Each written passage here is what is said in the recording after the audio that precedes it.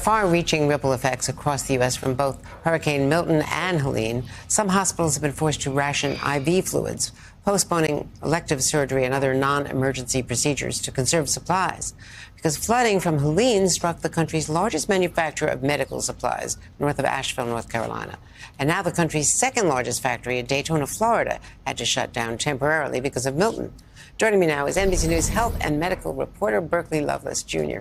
Berkeley, thanks for being with us. Thanks for having me. So the FDA had to approve temporarily importing supplies, I think, from China. But how long will it take before some of those supplies get to the U.S.? Yeah, so we don't know right now. So the FDA did temporarily allow imports from China, Ireland, and the UK. And so this is something I know that they've been working on for a while now. I think last week there were some issues with the port strike about moving in products, and so there may have been some delays there.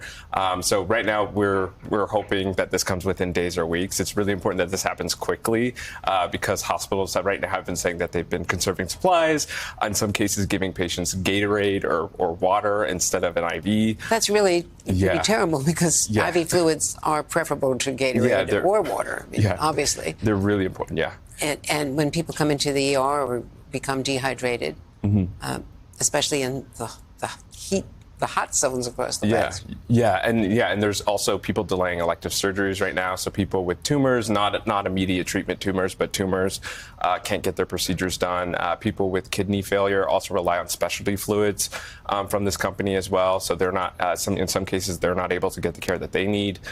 So there's a lot going on here right now as well to get this back online. Baxter International, the biggest manufacturer, accounts for about 60% of the market.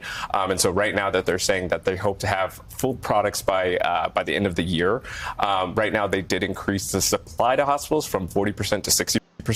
So that's good news as well. And then the second manufacturer, Bebron Medical, they also are going to be back online on Friday after they closed down on Wednesday because of Hurricane Milton. Now, is Baxter back in business? Because I know that's that mountainous area north of Asheville. That's when I was first hearing about this from doctors. Yeah, so the Department of Health and Human Services has been working with Baxter.